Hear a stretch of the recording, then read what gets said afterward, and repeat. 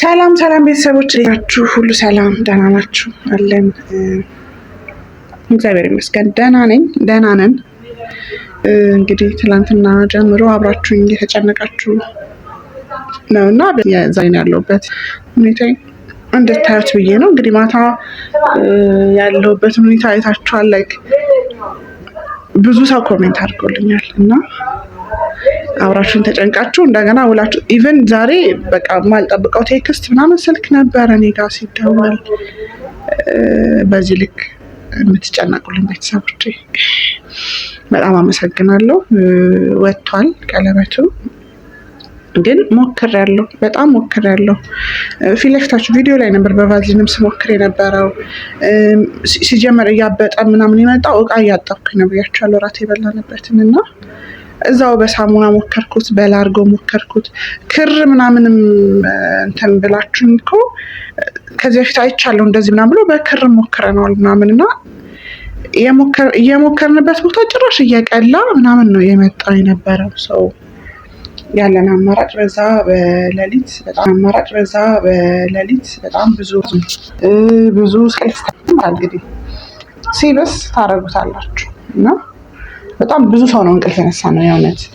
ግን ደግሞ እየቆየ ሲመጣ እየጠዘጠዘኝ እያበጠ ምናምን የመጣው ነው። ቀለበቱ ተቆርጦ ወጥቷል፣ ግን አስቸገረ በጣም ወደ ውስጥ ገብቶ ስለነበረ ትንሽ እጄን ነክተውኛል። ግን ተመስገን ነው፣ ሌላ ምንም ሊባል አይችልም።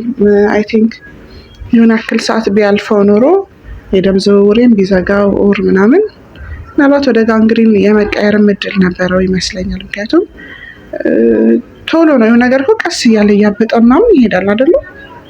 ኢቨን ኖርማል ነኝ ብዬ ነው ቪዲዮ ሪካርድ የጀመርኩት እና ወዲያው ነው እብጠቱም ከዛ ማሳከካለው ምናምን እና በጣም ነው እንትን የሚለው። ጀስት ያለሁበትን ላሳውቃችሁ ከሚል አንጻር ነው የመጣሁት ዛሬ። ግን ለሆል ዴይስ መብራት የለም፣ አይኑ ጨለማ ይውላል።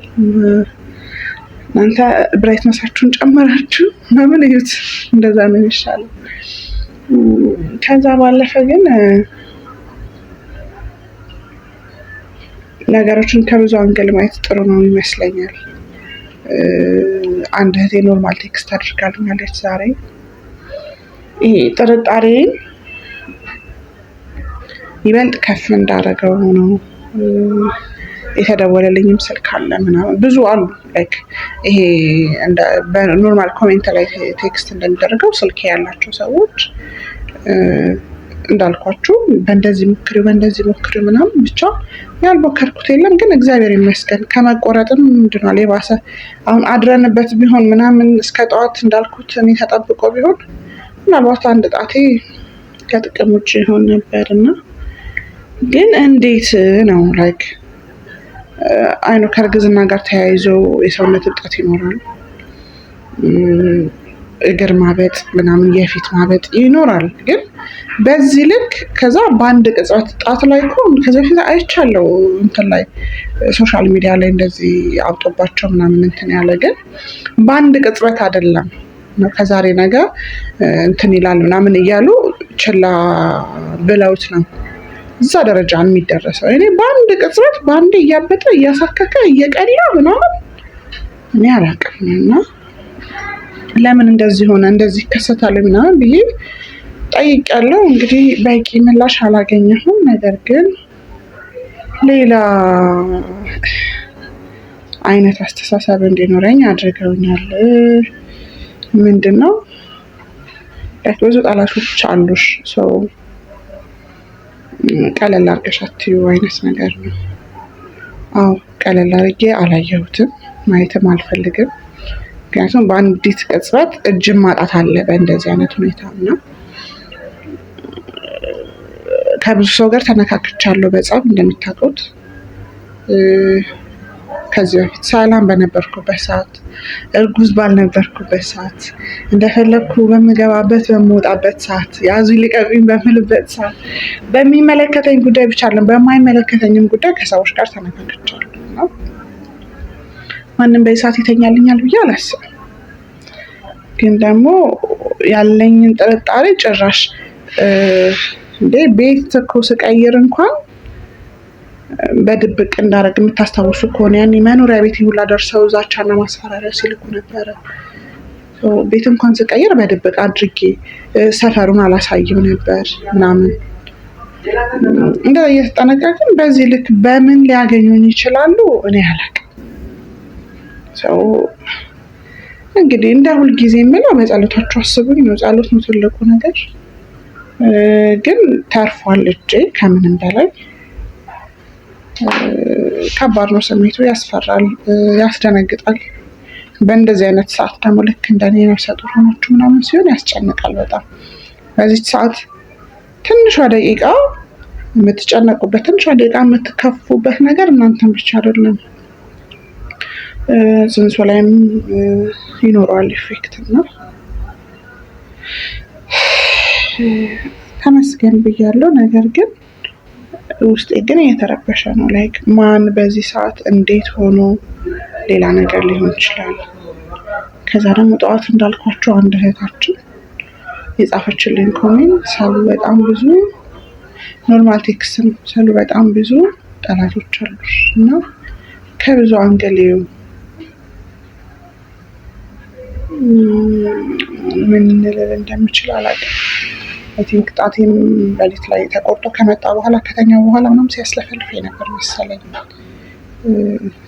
አብርሽ ነው እንደዛ እንትን ሲለኝ የነበረው ሲነግረኝ የነበረው ጠዋት ላይ ጸበልም ጠጥቻለሁ ምናምን ነው። በዚህ ሰዓት እንግዲህ እንደዚህ ሆኜ ጸበል መግባት እችላለሁ አልችልም ሌላ ጥያቄ ነው።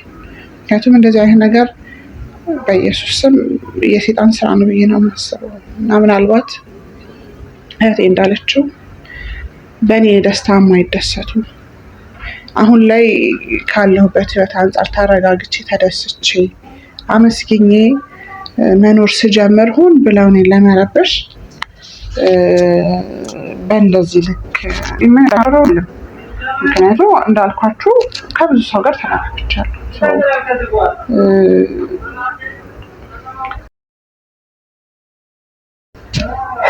በዚህ ልክ ግን አይተኙልኝም ብዬ ግን አስቤ ግን አላውቅም እና ማን እንዴት በምን ሰዓት አገኙኝ ብዬ ላስብ። እንደምታውቁት ስራ ቦታ እመጣለሁ እላለሁ። ከብዙ ሰው ጋር ትገናኛላችሁ፣ ከብዙ ሰው ጋር ትገበያያላችሁ፣ ከብዙ ሰው ጋር ትነካካላችሁ። የገንዘብ ልውውጥ ይኖራል፣ እቃ ስትሸጡ ምናምን አለ። ማን እንዴት ብዬ ላስብ። በቃ አሁን ራሴን ከልዬ ነው እየኖርኩኝ ያለሁት አይደለም። በፊት እንዳልኳችሁ በሰው ጉዳይ ገባ ነበር ምናምን። አሁን ግን ያለሁበትም ነገር አይፈቅድም። አይደለም ሄጄ ከሰው ጋር ለመደባደብ ወር ደግሞ ነገር ለማድረግ ምናምን ይቅርና በሰላም ገብቼ የምወጣው ከአብርሽ ጋር ብቻ ነው።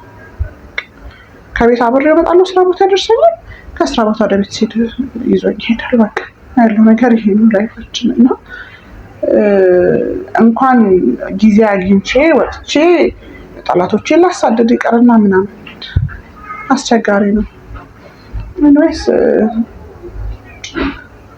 ተመስገን የባሰ ነገር አለመሆኑ አለማደሩን ጥሩ ነገር ነው።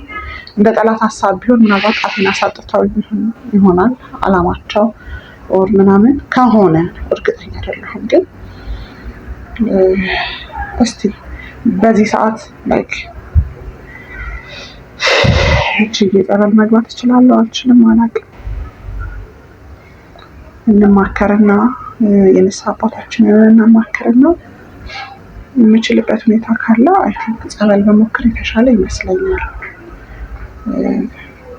በቃ ቀን ሙሉ አይምሮ ላይ ሲያቃጭል ነው የዋለው። ስፔሻሊ አንድ እህቴ ከጻፈችልኝ በኋላ ብዙ ሰው ጽፏል፣ ባይዘን ሁላችንም አመስግኛለሁ። ግን በቃ ይሄ መሬት ጠብ የሚል ነገር አይደለም ቴክስቱን የጻፈችው። የእውነት እንደዛ ይሆን እውነት መተት አድርገውብኝ ይሆን ወር ደግሞ እኔ ለመጉዳት ሆን ተብሎ የተደረገ ነገር ይሆን? በምንስ አግኝተውኝ የት አግኝተውኝ አላውቅም። ግን መፍትሄው ከላይ ነው እና ያለው አማራጭ በዚህ ሰዓት ስኔ ጸበል መግባት እችላለሁ ወይ? እስቲ የንስሐ አባቴን አማክርና አማክረን መሆን የሚችልበት ሁኔታ ካለ እንደዛ እንዲሆን እናደርጋለን። ለማንኛውም ቤተሰቦች ትንሽ ነች እንትን ያልኩት ያው ሲታገሉ ነው የቆረጡኝ ቀለበቱን ለመቁረጥ። ግን ከዛ አይብስም እና ደህና ነኝ አሁን በጣም ደህና ነኝ እግዚአብሔር ይመስገን። ቤተሰቦች አትጨነቁ፣ ግን ከምንም በላይ ጸሎት አድርጉልኝ። በቃ ጸሎታችሁ ያስፈልገኛል። አሁን በእግዚአብሔር እጅ ነው ያለሁት ከብዙ ነገር አንጻር እና ጸሎታችሁ አይለየኝ እላለሁ። በያላችሁበት ሰላም ሁኑልኝ። አዲስ ነገር ካለ ማሳውቃችሁ ይሆናል። ባይ ባይ።